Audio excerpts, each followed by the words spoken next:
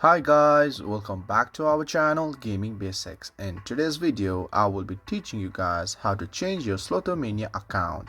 So at first, just open your phone, and as you open your phone, open the Slotomania game from wherever it is located. And as you open your game, it takes a while to load. So all you have to do is just wait until it loads. And here's a note at first, guys. You can only play two accounts on this Slotomania game. The first account is either you play it from the Facebook account or play it from the guest account. So I'm gonna show you how you change it. And as you open the game, you're in this home screen. So just stay at this home screen and look at the right top corner for that 3-bar option.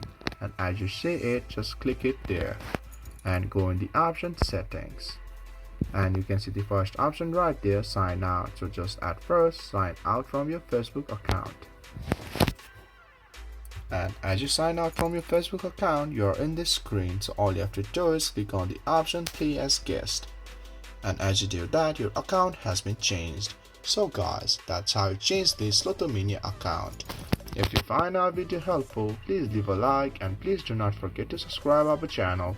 Also hit the bell icon to get updates with our latest videos, and drop a comment for reviews and more content like this. I will see you guys again in our next video. Thank you for watching.